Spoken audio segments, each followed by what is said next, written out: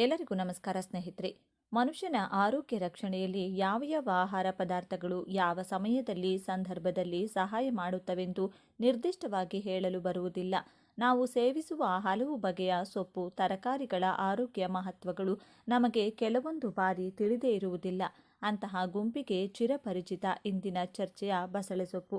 ಮನೆಯ ಮುಂಭಾಗದ ಒಂದು ಕುಂಡದಲ್ಲಿ ಬಳ್ಳಿಯಂತೆ ಬೆಳೆದು ಪಕ್ಕದಲ್ಲೇ ಇರುವ ಯಾವುದಾದರೂ ಒಂದು ಮರಕ್ಕೆ ಸುರುಳಿ ಆಕಾರದಲ್ಲಿ ಹಬ್ಬಿ ಮನೆಯ ಅಂದವನ್ನ ಹೆಚ್ಚಿಸುವ ಬಸಳೆ ಸೊಪ್ಪಿನ ಬಳ್ಳಿ ಮನೆಮಂದಿಯ ಆರೋಗ್ಯ ರಕ್ಷಣೆಯಲ್ಲಿ ತನ್ನದೇ ಆದ ರೀತಿಯಲ್ಲಿ ನೆರವಿಗೆ ಬರುತ್ತದೆ.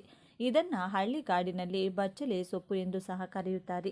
ಇಂದು ನಾವು ಮಾತನಾಡಲಿರುವ ಬಸಳೆ ಸೊಪ್ಪು ಕೂಡ ಅಂಥದ್ದೇ ಒಂದು ಆಹಾರ. ಬಹುತೇಕ ಜನ ಬಸಳೆ ಸೊಪ್ಪನ್ನ ಸಾಮಾನ್ಯ ಸೊಪ್ಪು ಅಂತ ಅಲ್ಪವಾಗಿ ನೋಡುತ್ತಾರೆ. ಆದರೆ ಸತ್ಯ ಏನಂದ್ರೆ ಬಸಳೆ ಸೊಪ್ಪು ಸರಿಯಾಗಿ ಬಳಸಿದರೆ ಔಷಧಿಯಂತೆ ಕೆಲಸ ಮಾಡುವ ಆಹಾರ. ಈ ವಿಡಿಯೋದಲ್ಲಿ ನಾನು ಬಸಳೆ ಸೊಪ್ಪಿನ ಬಗ್ಗೆ ಆಳವಾದ ಮತ್ತು ಸ್ಪಷ್ಟವಾದ ವಿವರಣೆ ಕೊಡ್ತೀನಿ. ಹಾಗಾಗಿ ದಯವಿಟ್ಟು ವಿಡಿಯೋವನ್ನು ಕೊನೆವರೆಗೂ ಗಮನದಿಂದ ನೋಡಿ. ಆದರೆ ಅದಕ್ಕೂ ಮುಂಚೆ ನೀವಿನ್ನು ನಮ್ಮ ಚಾನಲ್ನ ಸಬ್ಸ್ಕ್ರೈಬ್ ಮಾಡ್ಕೊಂಡಿಲ್ಲ ಅಂದರೆ ಖಂಡಿತ ಈಗಲೇ ಸಬ್ಸ್ಕ್ರೈಬ್ ಮಾಡ್ಕೊಳ್ಳಿ. ಹಾಗೆ ಈ ವಿಡಿಯೋ ಇಷ್ಟ ಆದರೆ ಮರೆಯದೆ ಒಂದು ಲೈಕ್ ಕೊಡಿ. ಹೆಚ್ಚಾಗಿ ನಮ್ಮ ಭಾರತದಲ್ಲಿ ಕಂಡುಬರುವ ಈ ಸಸ್ಯ ಪಕ್ಕದ China, Ceylon, Malaysia, Africa, America ಮತ್ತು ಬ್ರೆಜಿಲ್ ದೇಶಗಳಲ್ಲಿ ಸಹ ಬೆಳವಣಿಗೆ ಹೊಂದಿರುವುದನ್ನು ಕಾಣಬಹುದು. ಇದೊಂದು ಸದಾಕಾಲ ಹಚ್ಚ ಹಸಿರಿನಿಂದ ಕಂಗೊಳಿಸುವ ಬಳ್ಳಿಯಾಗಿದ್ದು ಸುಮಾರು 9 ಮೀಟರ್ ಎತ್ತರ ಬೆಳೆಯಬಲ್ಲದು. ಬಸಳೆ ಬಳ್ಳಿಯ ಎಲೆಗಳು ನೋಡಲು ವೀಳ್ಯದೆಲೆಗಳಂತೆ ಇದ್ದು 3ರಿಂದ 9 ಸೆಂಟಿಮೀಟರ್ ಅಗಲ ಹೊಂದಿರುತ್ತವೆ. ಬಸಳೆ ಸೊಪ್ಪು ತನ್ನಲ್ಲಿರುವ ಹಲವಾರು ಬಗೆಯ ಪೌಷ್ಟಿಕ ಸತ್ವಗಳಿಂದ ಮನುಷ್ಯನ ಆರೋಗ್ಯಕ್ಕೆ ಬಹಳಷ್ಟು ಬಗೆಯಲ್ಲಿ ಸಹಕಾರಿ ಎಂದು ತಿಳಿದು ಬಂದಿದೆ. ಬೇರೆಲ್ಲ ಹಸಿರು ಎಲೆ ತರಕಾರಿಗಳನ್ನು ಮೀರಿಸುವಂಥ ಸತ್ವಗಳು ಬಸಳೆ ಸೊಪ್ಪಿನಲ್ಲಡಗಿವೆ.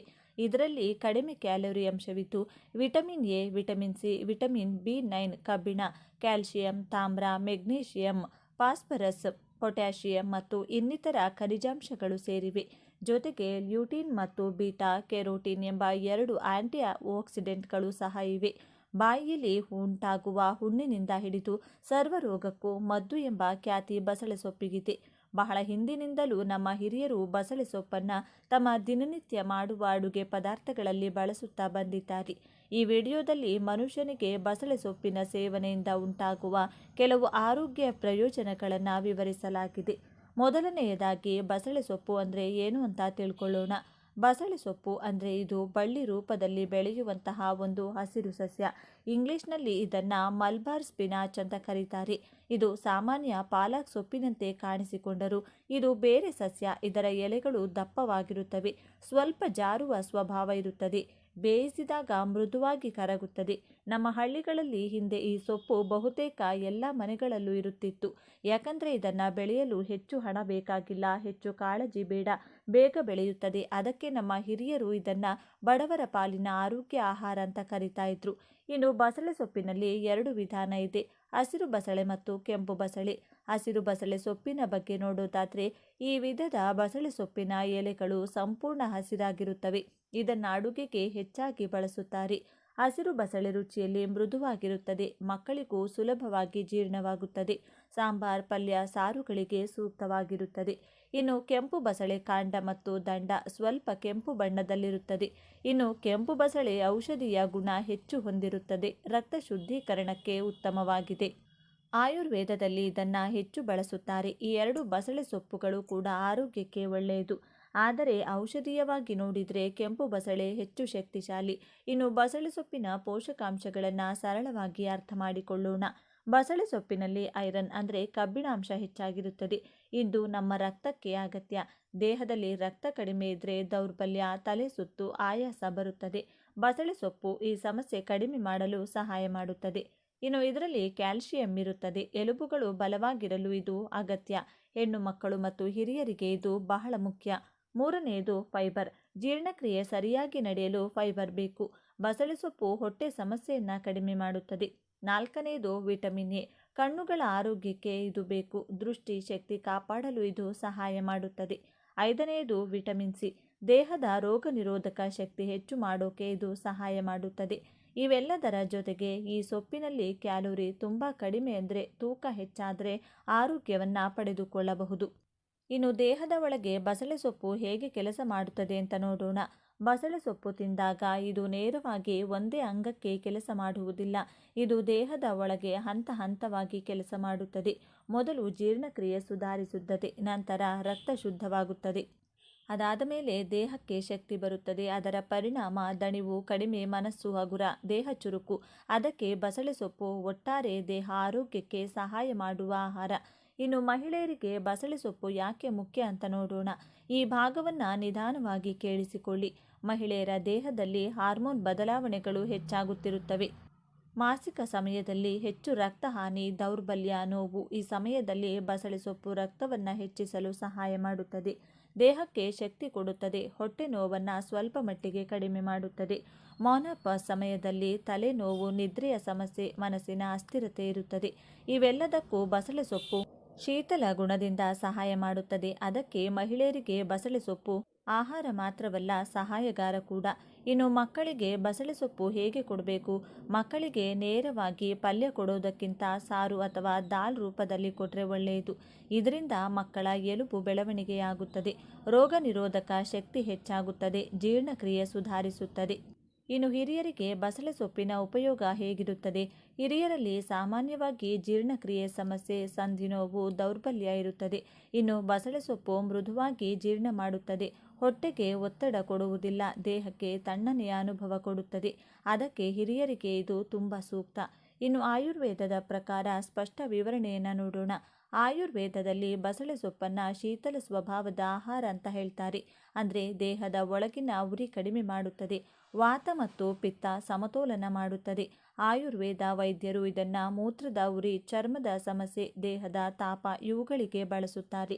ಇನ್ನು ಅಡುಗೆ ಮಾಡುವ ಸರಿಯಾದ ವಿಧಾನ. ಬಸಳೆ ಸೊಪ್ಪನ್ನು ತುಂಬ ಹೆಚ್ಚು ಬೇಯಿಸಬಾರದು, ಯಾಕಂದರೆ ಹೆಚ್ಚು ಬೇಯಿಸಿದರೆ ಪೋಷಕಾಂಶ ಕಡಿಮೆಯಾಗುತ್ತದೆ. ಸರಿಯಾದ ವಿಧಾನ ಏನಂದರೆ ಸ್ವಲ್ಪ ನೀರು ಕಡಿಮೆ, ಎಣ್ಣೆ ಕಡಿಮೆ, ಮಸಾಲೆ ಹಾಕಬೇಕು. ಆಗ ಮಾತ್ರ ಆರೋಗ್ಯಕ್ಕೆ ಇದು ಉಪಯೋಗವಾಗುತ್ತದೆ. ಇನ್ನು ಎಚ್ಚರಿಕೆಗಳನ್ನು ಕೂಡ ಸ್ಪಷ್ಟವಾಗಿ ತಿಳಿದುಕೊಳ್ಳೋಣ. ಎಲ್ಲರಿಗೂ ಒಂದೇ ಆಹಾರ ಒಂದೇ ರೀತಿ ಕೆಲಸ ಮಾಡುವುದಿಲ್ಲ. ಬಸಳೆ ಸೊಪ್ಪು ತುಂಬ ಹೆಚ್ಚು ಪ್ರಮಾಣದಲ್ಲಿ ಬೇಡ. ತುಂಬ ತಣ್ಣನೆಯ ದೇಹದವರು ಮಿತಿಯಲ್ಲಿ ತಿನ್ನಬೇಕು. ಗರ್ಭಿಣಿಯರು ವೈದ್ಯರ ಸಲಹೆ ಕಡ್ಡಾಯವಾಗಿ ಪಡೆಯಬೇಕು. ಮಿತಿಯಲ್ಲಿದ್ದರೆ ಮಾತ್ರ ಇದು ಔಷಧಿ, ಮಿತಿ ಮೀರಿದರೆ ಸಮಸ್ಯೆ.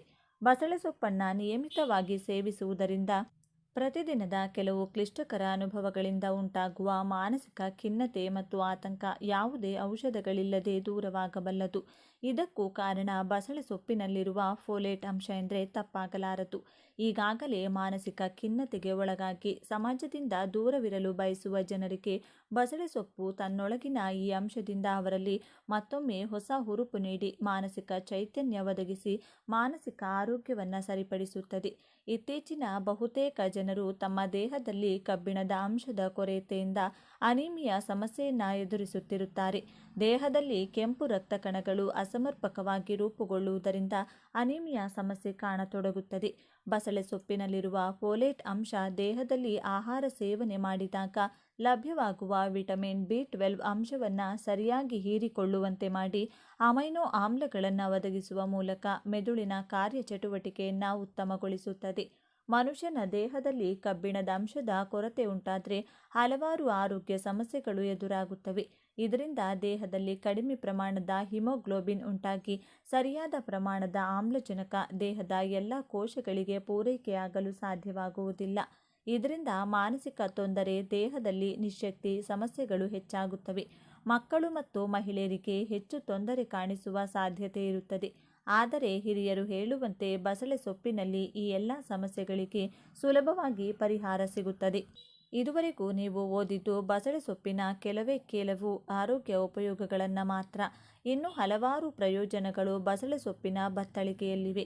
ಮಾರುಕಟ್ಟೆಯಲ್ಲಿ ಇದರ ಲಭ್ಯತೆ ಕಡಿಮೆ ಇರುವ ಕಾರಣದಿಂದ ಎಲ್ಲಿಯಾದರೂ ನಿಮ್ಮ ಪರಿಚಯದವರ ಅಥವಾ ಬಂಧು ಬಾಂಧವರ ಮನೆಯಲ್ಲಿ ಈ ಬಳ್ಳಿಯ ತುಂಡನ್ನು ಕೇಳಿ ಪಡೆದು ನಿಮ್ಮ ಮನೆಯ ಹೂಕುಂಡದಲ್ಲೇ ಬೆಳೆಸಿ ನಿಮ್ಮ ಮನೆ ಮಂದಿಯ ಆರೋಗ್ಯ ರಕ್ಷಣೆಯಲ್ಲಿ ಕೈಜೋಡಿಸಿ ಎಂಬುದು ನಮ್ಮ ಒಂದು ಪುಟ್ಟ ಮನವಿ.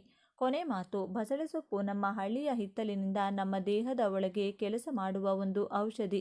ಇದನ್ನು ನಿರ್ಲಕ್ಷ್ಯ ಮಾಡದೆ ನಮ್ಮ ಆಹಾರದಲ್ಲಿ ಸೇರಿಸಿಕೊಂಡ್ರೆ ದೇಹವೇ ನಮಗೆ ಧನ್ಯವಾದ ಹೇಳುತ್ತದೆ. ಈ ವಿಡಿಯೋ ಇಷ್ಟ ಆದರೆ ಲೈಕ್ ಮಾಡಿ, ಶೇರ್ ಮಾಡಿ. ಇಂಥ ಹೆಚ್ಚಿನ ಉತ್ತಮ ಮಾಹಿತಿಗಳಿಗಾಗಿ ತಪ್ಪದೆ ನಮ್ಮ ಚಾನಲ್ನ ಸಬ್ಸ್ಕ್ರೈಬ್ ಮಾಡ್ಕೊಳ್ಳಿ. ಈ ಭೂಮಿ ಮೇಲಿರುವ ಅನೇಕ ಸಸ್ಯಗಳು ಕೆಲ ಸಂದರ್ಭಗಳಲ್ಲಿ ನಮ್ಮ ಪ್ರಾಣವನ್ನು ಕಾಪಾಡುತ್ತವೆ. ಅಂತಹ ಅದ್ಭುತವಾದ ಗಿಡಗಳಲ್ಲಿ ಉತ್ತರಾಣಿ ಗಿಡ ಕೂಡ ಒಂದು. ಈ ಗಿಡದ ಬಗ್ಗೆ ತಿಳಿಯದಿರುವವರು ಯಾರೂ ಇರುವುದಿಲ್ಲ ಅಂದ್ಕೊಳ್ತೇನೆ. ಆಯುರ್ವೇದ ಗ್ರಂಥಗಳಲ್ಲಿ ಈ ಗಿಡದ ಬಗ್ಗೆ ಬರೆದಿರುವಂತಹ ಕೆಲವು ರಹಸ್ಯಗಳನ್ನು ನೀವು ತಿಳ್ಕೊಂಡ್ರೆ ಸುಮಾರು ಭಾಗದಷ್ಟು ಕಾಯಿಲೆಗಳಿಗೆ ಚಿಕಿತ್ಸೆ ತಿಳಿದುಕೊಂಡಂತಾಗುತ್ತದೆ. ಎಲ್ಲ ಚಿಕ್ಕ ಪುಟ್ಟ ಸಮಸ್ಯೆಗೆ ಆಸ್ಪತ್ರೆಗೆ ಹೋಗುವ ಅಗತ್ಯವೇ ಬರುವುದಿಲ್ಲ. ಈ ವಿಡಿಯೋದಲ್ಲಿ ಉತ್ತರಾಣಿ ಗಿಡದ ಬಗ್ಗೆ ಪೂರ್ತಿ ಮಾಹಿತಿ ತಿಳಿದುಕೊಳ್ಳೋಣ. ಆದರೆ ಅದಕ್ಕೂ ಮುಂಚೆ ನೀವಿನ್ನು ನಮ್ಮ ಚಾನಲ್ಗೆ ಸಬ್ಸ್ಕ್ರೈಬ್ ಮಾಡ್ಕೊಂಡಿಲ್ಲ ಅಂದರೆ ಖಂಡಿತವಾಗಿಯೂ ಈಗಲೇ ಸಬ್ಸ್ಕ್ರೈಬ್ ಮಾಡಿಕೊಳ್ಳಿ. ಹಾಗೆ ಈ ವಿಡಿಯೋ ಇಷ್ಟ ಆದರೆ ಮರೆಯದೆ ಒಂದು ಲೈಕ್ ಕೊಡಿ. ವಿಡಿಯೋ ಸ್ಕಿಪ್ ಮಾಡದೆ ಕೊನೆ ತನಕ ನೋಡಿ. ಸ್ನೇಹಿತರೆ, ನಮ್ಮ ವೇದಗಳು, ಶಾಸ್ತ್ರಗಳು ಹಾಗೂ ಆಯುರ್ವೇದ ಗ್ರಂಥಗಳು ಉತ್ತರಾಣಿ ಗಿಡವನ್ನು ಭೂಮಿಯ ಮೇಲಿರುವ ಅಮೃತ ಎಂದು ವರ್ಣಿಸಿವೆ. ಇಂತಹ ಒಂದು ಅದ್ಭುತವಾದ ಗಿಡ ನಮ್ಮ ಸುತ್ತಮುತ್ತ ಬೆಳೆಯುತ್ತಿದ್ದರೂ ಕೂಡ ಅದರ ಪ್ರಯೋಜನ ತಿಳಿದುಕೊಳ್ಳದೆ ನಾವು ತುಂಬ ನಷ್ಟಕ್ಕೆ ಒಳಗಾಗುತ್ತಿದ್ದೇವೆ. ಈ ಗಿಡ ಮನುಷ್ಯನನ್ನು ಯಾವ ರೀತಿ ಕಾಪಾಡುತ್ತದೆ ಎಂದು ತಿಳಿದುಕೊಂಡ್ರೆ ನೀವೇ ಆಶ್ಚರ್ಯಪಡ್ತೀರಾ. ಇತ್ತೀಚಿನ ದಿನಗಳಲ್ಲಿ ಎಷ್ಟೋ ಜನರು ಸಂತಾನ ಇಲ್ಲದೆ ಚಿಂತೆಗೀಡಾಗಿದ್ದಾರೆ. ಉತ್ತರಾಣಿ ಗಿಡ ಸಂತಾನ ಭಾಗ್ಯ ಅನುಗ್ರಹಿಸುತ್ತದೆ ಎಂಬುದು ಅನೇಕರಿಗೆ ಗೊತ್ತಿಲ್ಲ. ಇದಕ್ಕಾಗಿ ಉತ್ತರಾಣಿ ಗಿಡದ ಬೇರನ್ನು ಕಿತ್ತು ತಂದು ಚೆನ್ನಾಗಿ ತೊಳೆದು ಅಕ್ಕಿ ತೊಳೆದ ನೀರಲ್ಲಿ ಬೇರನ್ನು ಅರೆದು ಇಟ್ಕೊಳ್ಳಿ. ಸಂತಾನ ಸಮಸ್ಯೆ ಇರುವ ಮಹಿಳೆಯರು ಮುಟ್ಟು ಮುಗಿದ ದಿನದಿಂದ 16 ದಿನಗಳವರೆಗೂ ಒಂದು ಕಪ್ಪು ಉಗುರು ಬೆಚ್ಚಗಿರುವಂತಹ ಹಸು ಹಾಲಿನಲ್ಲಿ 10 ಗ್ರಾಂನಷ್ಟು ಇದಾಗಲೇ ತಯಾರಿಸುವ ಲೇಹ್ಯವನ್ನು ಬೆರೆಸಿ ಪ್ರತಿದಿನ ರಾತ್ರಿ ಮಲಗುವ ಮುಂಚೆ ಕುಡಿಯಬೇಕು. ಈ 16 ದಿನಗಳವರೆಗೂ ನೀವು ನಿಮ್ಮ ಗಂಡನ ಜೊತೆ ಶಾರೀರಿಕವಾಗಿದ್ದರೆ ಖಂಡಿತ ಸಂತಾನ ಕಲಗುತ್ತದೆಂದು ಆಯುರ್ವೇದ ಗ್ರಂಥಗಳು ಹೇಳುತ್ತಿವೆ. ನೀವು ಪ್ರತಿದಿನ ಉತ್ತರಾಣಿ ಗಿಡದಿಂದ ಲೇಹ್ಯವನ್ನು ತಯಾರಿಸಬೇಕು.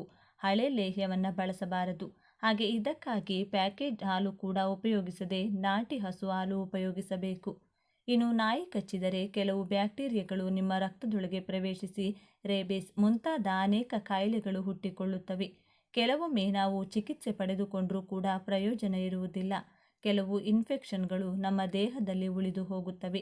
ನಾಯಿ ಕಚ್ಚಿದರೆ ಉತ್ತರಾಣಿ ಗಿಡದ ಬೇರುಗಳನ್ನು ಕಿತ್ತು ತಂದು ಚೆನ್ನಾಗಿ ತೊಳೆದು ಅದನ್ನು ಕುಟ್ಟಿ ರಸ ತೆಗೆದುಕೊಳ್ಳಬೇಕು. ಬೇಕಿದ್ರೆ ಸ್ವಲ್ಪ ನೀರನ್ನು ಬಳಸಬಹುದು. ಆದಷ್ಟು ನೀರು ಹಾಕದೆ ರಸ ತೆಗೆದುಕೊಳ್ಳಲು ಪ್ರಯತ್ನಿಸಿ. ಈ ರೀತಿ 3 ಗ್ರಾಂಗಳಷ್ಟು ರಸ ತೆಗೆದುಕೊಂಡು ಅದನ್ನು 20 ಗ್ರಾಂ ಜೇನುತುಪ್ಪದೊಂದಿಗೆ ಬೆರೆಸಿ ಬೆಳಿಗ್ಗೆ ಹಾಗೂ ಸಂಜೆ 1.5 ಸ್ಪೂನ್ ತಿನ್ನುತ್ತಾ ಇದ್ದರೆ ನಾಯಿ ಕಚ್ಚಿರುವಂತಹ ವಿಷ ನಿಮ್ಮ ದೇಹದಿಂದ ಸಂಪೂರ್ಣವಾಗಿ ಹೊರಟು ಹೋಗುತ್ತೆ. ಈ ಕೆಲಸವನ್ನು ನಾಯಿ ಕಚ್ಚಿರುವ ಹುಣ್ಣು ಮಾಯುವವರೆಗೂ ಕೂಡ ಮಾಡಬೇಕು. ಇನ್ನು ಗರ್ಭಕೋಶ ಕ್ಲೀನ್ ಆಗುವುದಕ್ಕೆ, ಮುಟ್ಟು ಸರಿಯಾಗಿ ಆಗುವುದಕ್ಕೆ, ಮುಟ್ಟಾದಾಗ ಅಧಿಕ ರಕ್ತಸ್ರಾವ ಆಗದೆ ತಡೆಯುವುದಕ್ಕೆ, ಲಿವರ್ ಕ್ಲೀನ್ ಆಗುವುದಕ್ಕೆ, ಶ್ವಾಸಕೋಶ ಕ್ಲೀನ್ ಆಗುವುದಕ್ಕೆ, ಕರುಳು ಕ್ಲೀನ್ ಆಗುವುದಕ್ಕೆ, ಒಳ್ಳೆಯ ರಕ್ತ ದೇಹದಲ್ಲಿ ಉತ್ಪತ್ತಿಯಾಗೋಕೆ, ಮುಖ ಮತ್ತು ದೇಹದಲ್ಲಿ ಕಾಂತಿ ಹೆಚ್ಚಾಗೋಕೆ ನೀವು ಉತ್ತರಾಣಿ ಗಿಡದ ಎಲೆಗಳು ಹಾಗೂ ಬೇರುಗಳನ್ನು ಸಮ ಪ್ರಮಾಣದಲ್ಲಿ ತೆಗೆದುಕೊಳ್ಳಬೇಕು. ಇವುಗಳನ್ನು ನೀರಿನಿಂದ ಚೆನ್ನಾಗಿ ತೊಳೆದು ನೆರಳಿನಲ್ಲಿ ಒಣಗಿಸಬೇಕು. ಕೆಲ ದಿನಗಳಿಗೆ ಇದು ಪೂರ್ತಿಯಾಗಿ ಒಣಗಿ ಹೋಗುತ್ತದೆ. ಅದರ ನಂತರ ಇದನ್ನು ಕುಟ್ಟಿ ಪುಡಿ ಮಾಡಿಕೊಂಡು ಇದಕ್ಕೆ ಸಮಾನವಾಗಿ ಕಲ್ಲು ಸಕ್ಕರೆಯನ್ನು ಪುಡಿ ಮಾಡಿ ಬೆರೆಸಿ ಒಂದು ಗ್ಲಾಸ್ ಬಾಟಲ್ ಅಥವಾ ಜಾರ್ನಲ್ಲಿ ಶೇಖರಿಸಿಟ್ಟುಕೊಳ್ಳಬೇಕು. ಇದನ್ನು ಬೆಳಿಗ್ಗೆ ಹಾಗೂ ರಾತ್ರಿ ದಿನದಲ್ಲಿ 2 ಸಲ ಊಟ ತಿನ್ನುವುದಕ್ಕೂ 1 ಗಂಟೆ ಮುಂಚೆ ಅರ್ಧ ಚಮಚ ಪುಡಿಯನ್ನು ಬಾಯಲ್ಲಿ ಹಾಕಿಕೊಂಡು ತಿಂದು ಅದರ ನಂತರ 1 ಗ್ಲಾಸ್ ನೀರು ಕುಡಿಯಬೇಕು. ಇದನ್ನು ನೀವು ಎಷ್ಟು ದಿನ ಬೇಕಾದರೂ ಮಾಡಬಹುದು. ಇನ್ನು ಕೆಲವರು ಪೈಲ್ಸ್ ಸಮಸ್ಯೆ ಅಥವಾ ರಕ್ತಭೇದಿ, ಉರಿ ಮೂತ್ರ ಮುಂತಾದ ಸಮಸ್ಯೆಗಳಿಂದ ನರಳುತ್ತಿರುತ್ತಾರೆ. ಅಂಥವರು ಉತ್ತರಾಣಿ ಗಿಡದ ಎಲೆಗಳನ್ನು ಸ್ವಲ್ಪ ನೀರು ಹಾಕಿ ಅರೆದು 50 ಗ್ರಾಂ ರಸ ತೆಗೆದುಕೊಂಡು ಅದರಲ್ಲಿ 50 ಗ್ರಾಂ ಮನೆಯಲ್ಲಿ ತಯಾರಿಸಿದಂತಹ ಹಸುವಿನ ತುಪ್ಪ ಬೆರೆಸಿ ಪ್ರತಿದಿನ 1 ಚಮಚ ಬೆಳಿಗ್ಗೆ ಖಾಲಿ ಹೊಟ್ಟೆಯಲ್ಲಿ ಅಥವಾ ರಾತ್ರಿ ಮಲಗುವ ಮುಂಚೆ ದಿನದಲ್ಲಿ 1 ಬಾರಿ ಕುಡಿಯಬೇಕು. ಇದು ಖಾಲಿಯಾಗುವುದರೊಳಗೆ ನಿಮ್ಮ ಸಮಸ್ಯೆ ಕೂಡ ಹೊರಟು ಹೋಗುತ್ತದೆ. ಆದರೆ ಇದನ್ನು ನೀವು ಕುಡಿಯುವಾಗ ಮಲಬದ್ಧತೆ ಉಂಟು ಮಾಡುವಂತಹ ಪದಾರ್ಥಗಳು ಅಂದರೆ ಬ್ರೆಡ್, ಬಿಸ್ಕೆಟ್ಗಳು, ಬೇಕರಿ ಪದಾರ್ಥಗಳು, ಎಣ್ಣೆಯಲ್ಲಿ ಕರಿದಂತಹ ಪದಾರ್ಥಗಳು, ಚಿಕನ್, ಮೀನು, ಪೈನಾಪಲ್, ಪಪ್ಪಾಯ, ಹಲಸಿನ ಹಣ್ಣು, ನುಗ್ಗೆಕಾಯಿ ಮುಂತಾದ ದೇಹಕ್ಕೆ ಬಿಸಿ ಕೊಡುವಂತಹ ಪದಾರ್ಥಗಳನ್ನು ತಿನ್ನಬಾರದು. ಹಾಗೆ ಹೆಚ್ಚು ಖಾರ ಇರುವಂತಹ ಪದಾರ್ಥಗಳನ್ನು ಕೂಡ ತಿನ್ನಬಾರದು. ಇನ್ನು ಇತ್ತೀಚೆಗೆ ತುಂಬ ಜನರು ಕಿಡ್ನಿಯಲ್ಲಿ ಕಲ್ಲಿನ ಸಮಸ್ಯೆಯಿಂದ ನರಳುತ್ತಿದ್ದಾರೆ. ಇದಕ್ಕೆ ಮುಖ್ಯ ಕಾರಣ ಏನೆಂದರೆ ಮಲ ಅಥವಾ ಮೂತ್ರಕ್ಕೆ ಅವಸರವಾದಾಗ ಎದ್ದು ಹೋಗಲು ಸೋಂಬೇರಿತನ ಮಾಡುವುದು ಅಥವಾ ಯಾವುದೋ ಕೆಲಸದಲ್ಲಿದ್ದು ಅವಾಯ್ಡ್ ಮಾಡೋದು. ನೀರು ಕಡಿಮೆ ಕುಡಿಯೋದು. ಇನ್ನು ಕಿಡ್ನಿಯಲ್ಲಿ ಕಲ್ಲಿರುವವರು ಉತ್ತರಾಣಿ ಗಿಡದ ಹಸಿ ಬೀಜಗಳನ್ನು 20 ಗ್ರಾಂ ತೆಗೆದುಕೊಳ್ಳಬೇಕು. ಇದನ್ನು ಸ್ವಲ್ಪ ನೀರು ಹಾಕಿ ರುಬ್ಬಿಕೊಂಡು ಅದನ್ನು ಶೋಧಿಸಿ ಬೆಳಿಗ್ಗೆ ಖಾಲಿ ಹೊಟ್ಟೆಯಲ್ಲಿ ಕುಡಿಯಬೇಕು. ಅದರ ನಂತರ 1 ಗಂಟೆಯ ಕಾಲ ಏನನ್ನೂ ಕೂಡ ಕುಡಿಯಬಾರದು, ತಿನ್ನಬಾರದು. ಈ ರೀತಿ ಮಾಡಿದರೆ ಮೂತ್ರಪಿಂಡದೊಳಗಿರುವಂತಹ ಕಲ್ಲುಗಳು ಮೂತ್ರ ವಿಸರ್ಜನೆ ಮಾಡುವಾಗ ಮೂತ್ರದ ಜೊತೆ ಹೊರಗಡೆ ಬಂದು ಬಿಡುತ್ತದೆ. ಕೆಲ ದಿನಗಳಲ್ಲಿ ನಿಮಗೆ ವ್ಯತ್ಯಾಸ ತಿಳಿಯುತ್ತದೆ. ಏಕೆಂದರೆ ಕಿಡ್ನಿಯಲ್ಲಿ ಕಲ್ಲಿದ್ರೆ ಆಗಾಗ ತಡೆಯಲಾರದಷ್ಟು ಹೊಟ್ಟೆ ನೋವು ಕಾಣಿಸಿಕೊಳ್ಳುತ್ತದೆ. ನೀವು ಈ ರಸವನ್ನು ಕುಡಿಯುವುದರಿಂದ ಹೊಟ್ಟೆ ನೋವು ಬರುವುದು ನಿಂತು ಹೋಗುತ್ತದೆ.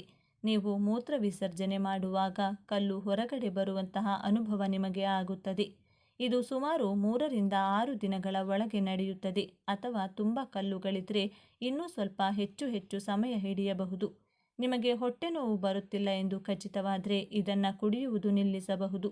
ಪೂರ್ವ ಕಾಲದಲ್ಲಿ ಮನೆಯಲ್ಲಿ ಪ್ರಸವ ಅಂದರೆ ಡೆಲಿವರಿ ಮಾಡಿಕೊಳ್ಳುತ್ತಿದ್ದರು.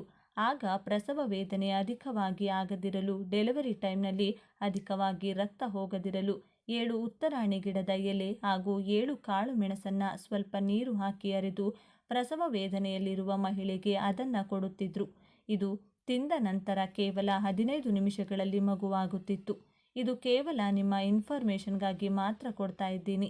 ಈಗ ನಮಗೆ ಹಾಸ್ಪಿಟಲ್, ಡಾಕ್ಟರ್ ಫೆಸಿಲಿಟಿ ಇರೋದ್ರಿಂದ ನಾವು ಡೆಲಿವರಿ ಟೈಮ್ನಲ್ಲಿ ಈ ರಿಸ್ಕ್ ತಗೊಳ್ಳೋ ಅಗತ್ಯ ಇಲ್ಲ. ಇನ್ನು ಇತ್ತೀಚಿನ ದಿನಗಳಲ್ಲಿ ಯಾವ ಆಹಾರ ತಿಂದರೂ ಮೈಯಲ್ಲಿ ರಕ್ತಹೀನತೆ ಇದ್ದೇ ಇರುತ್ತದೆ. ದೇಹದೊಳಗಿರುವಂತಹ ರಕ್ತದಲ್ಲೂ ಕೂಡ ಇಮ್ಯುನಿಟಿ ಇರುವುದಿಲ್ಲ. ಅಂದರೆ ರೋಗ ನಿರೋಧಕ ಶಕ್ತಿ ಇರುವುದಿಲ್ಲ. ಈ ಸಮಸ್ಯೆ ಏನಿರುವವರೆಗೂ ಕೂಡ ಉತ್ತರಾಣಿ ಬೇರುಗಳನ್ನು ತಂದು ತೊಳೆದು ಅದನ್ನು ಕುಟ್ಟಿ ಅಥವಾ ಅರೆದು ಒಂದು ಉಂಡೆಯಂತೆ ತಯಾರಿಸಿಕೊಳ್ಳಿ. ಇದನ್ನು 10 ಗ್ರಾಂನಷ್ಟು ತೆಗೆದುಕೊಂಡು 1 ಲೋಟ ಹಸು ಮಜ್ಜಿಗೆಯಲ್ಲಿ ಬೆರೆಸಿ ದಿನದಲ್ಲಿ 2 ಬಾರಿ ಕುಡಿಯುತ್ತಾ ಬಂದರೆ ಅನಿಮಿಯಾ ಪ್ರಾಬ್ಲಮ್ ಅಂದರೆ ರಕ್ತಹೀನತೆ ಸಮಸ್ಯೆ ಹೊರಟು ಹೋಗುತ್ತೆ. ಜೀರ್ಣಶಕ್ತಿ ಹೆಚ್ಚಾಗುತ್ತೆ. ಹೊಸ ರಕ್ತ ಕಣಗಳು ಉತ್ಪತ್ತಿಯಾಗುತ್ತೆ. ದೇಹದಲ್ಲಿ ಇಮ್ಯುನಿಟಿ ಬೆಳೆಯುತ್ತದೆ. ಇನ್ನು ಬೆಳಿಗ್ಗೆ ಎದ್ದ ತಕ್ಷಣ ಉತ್ತರಾಣಿ ಗಿಡದ ಬೇರಿನಿಂದ ಯಾರು ಹಲ್ಲುಜ್ಜಿಕೊಳ್ಳುತ್ತಾರೋ ಅವರ ಹಲ್ಲು ತುಂಬ ಗಟ್ಟಿಯಾಗಿ ತಯಾರಾಗುತ್ತೆ. ಎಲ್ಲ ರೀತಿಯಾದ ಹಲ್ಲಿನ ಸಮಸ್ಯೆಗಳು ಹೊರಟು ಹೋಗುತ್ತದೆ. ದವಡೆಯಿಂದ ರಕ್ತ ಬರುವುದು, ಬಾಯಿ ದುರ್ನಾತ, ಹುಳುಕಲ್ಲು ಮುಂತಾದ ಸಮಸ್ಯೆಗಳು ಕೂಡ ಹೊರಟು ಹೋಗುತ್ತದೆ. ನಮ್ಮ ಪೂರ್ವಿಕರು ಇದನ್ನೇ ಬಳಸಿ ಹಲ್ಲುಜ್ಜುತ್ತಿದ್ದರಿಂದಲೇ ಸಾಯುವವರೆಗೂ ಕೂಡ ಅವರಿಗೆ ಹಲ್ಲು ಉದುರುತ್ತಿರಲಿಲ್ಲ.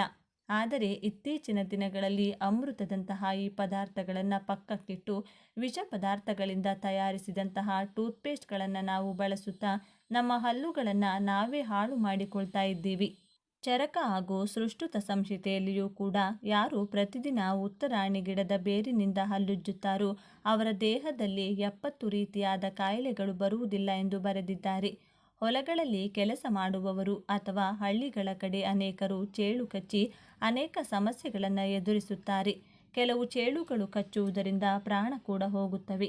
ಒಂದು ವೇಳೆ ಚೇಳು ಕಚ್ಚಿದರೆ ಹೆದರದೆ ಉತ್ತರಾಣಿ ಗಿಡದ ಬೇರನ್ನು ಕಿತ್ತು ತಂದು ಚೆನ್ನಾಗಿ ತೊಳೆದು ಅದನ್ನು ನಿಧಾನವಾಗಿ ಕಚ್ಚುತ್ತಾ ಆ ರಸ ನುಂಗುತ್ತಿರಬೇಕು. ಈ ರೀತಿ ನಿಮ್ಮ ದೇಹದೊಳಗೆ ರಸ ಹೋಗುತ್ತಿದ್ರೆ ನಿಮ್ಮ ರಕ್ತದೊಳಗೆ ಬರೆದಿರುವಂತಹ ಚೇಳಿನ ವಿಷ ಕಡಿಮೆಯಾಗುತ್ತದೆ. ಮೂತ್ರ ವಿಸರ್ಜನೆಯ ಮೂಲಕ ಹೊರಗಡೆ ಬಂದು ಬಿಡುತ್ತದೆ. ಚೇಳು ಕಚ್ಚಿರುವ ನೋವು ಹೋಗುವವರೆಗೂ ನೀವು ಬೇರನ್ನು ಕಚ್ಚುತ್ತಾ ರಸ ನುಂಗುತ್ತಿರಬೇಕು. ಇನ್ನು ಗಾಯ ಆಗಿ ರಕ್ತ ಸೋರುತ್ತಿದ್ರೆ ಅದರ ಮೇಲೆ ಉತ್ತರಾಣಿ ಗಿಡದ ಎಲೆ ಅಥವಾ ಆ ಎಲೆಯನ್ನು ಅರೆದು ಆ ಪೇಸ್ಟನ್ನು ಇಟ್ಟರೆ ರಕ್ತ ಸೋರಿಕೆ ಕೂಡಲೇ ನಿಂತು ಹೋಗುತ್ತೆ. ಹಾಗೆ ಆ ಗಾಯ ಕೂಡ ಬೇಗನೆ ವಾಸಿಯಾಗುತ್ತೆ. ಇನ್ನು ಸ್ಕಿನ್ ಅಲರ್ಜಿ ಆಗಿದ್ದರೆ ಉತ್ತರಾಣಿ ಗಿಡದ ಎಲೆಗಳನ್ನು ಅರೆದು ಬಂದ ರಸವನ್ನು ಅಲರ್ಜಿ ಆಗಿರುವಂತಹ ಜಾಗದಲ್ಲಿ ಹಚ್ಚುತ್ತಿದ್ರೆ ಆ ಸಮಸ್ಯೆ ಬೇಗನೆ ಹೊರಟು ಹೋಗುತ್ತೆ. ಇನ್ನು ಇತ್ತೀಚಿನ ದಿನಗಳಲ್ಲಿ ಎಲ್ಲರೂ ಕೂತು ಕೆಲಸ ಮಾಡುತ್ತಿರುವುದರಿಂದ ಹೊಟ್ಟೆ ಸುತ್ತ ಬೊಜ್ಜು ಬೆಳೆದುಕೊಂಡಿರುತ್ತದೆ. ಅಂಥವರು ಎಳ್ಳೆಣ್ಣೆಯಲ್ಲಿ ಸ್ವಲ್ಪ ಉತ್ತರಾಣಿ ಗಿಡದ ಎಲೆಯ ರಸವನ್ನು ಸಮ ಪ್ರಮಾಣದಲ್ಲಿ ಹಾಕಿ ಲೋ ಫ್ಲೇಮ್ನಲ್ಲಿ ಬಿಸಿ ಮಾಡಿಕೊಳ್ಳಬೇಕು. ಕೆಲ ಹೊತ್ತಿನ ನಂತರ ನಿಮಗೆ ಉತ್ತರಾಣಿ ರಸ ಕಾಣಿಸುವುದಿಲ್ಲ, ಬರೀ ಎಳ್ಳೆಣ್ಣೆ ಮಾತ್ರ ಕಾಣಿಸುತ್ತದೆ. ಆ ಎಣ್ಣೆ ಆರಿದ ಮೇಲೆ ಒಂದು ಡಬ್ಬಕ್ಕೆ ಹಾಕಿಟ್ಟುಕೊಳ್ಳಿ. ಈ ಎಣ್ಣೆಯಿಂದ ಪ್ರತಿದಿನ ಹೊಟ್ಟೆಯ ಸುತ್ತ 10 ರಿಂದ 15 ನಿಮಿಷಗಳ ಕಾಲ ಮಸಾಜ್ ಮಾಡುತ್ತಿದ್ದರೆ ಬೊಜ್ಜು ಕಡಿಮೆಯಾಗಿ ಸೊಂಟ ನಾಜೂಕಾಗಿ ಗಟ್ಟಿಯಾಗಿ ತಯಾರಾಗುತ್ತದೆ. ಇನ್ನು ಕೆಲವರಿಗೆ ಆಗಾಗ ಬಾಯಲ್ಲಿ ಹುಣ್ಣು ಬರುತ್ತೆ ಅಥವಾ ನಾಲಿಗೆಯ ಮೇಲೆ ಗುಳ್ಳೆ ಬರುತ್ತಿರುತ್ತದೆ. ಇದರಿಂದ ಬಿಸಿ ಪದಾರ್ಥ, ಕಾಫಿ, ಟೀ ಅಥವಾ ಖಾರದ ಪದಾರ್ಥ ತಿನ್ನಲು ಆಗುವುದಿಲ್ಲ.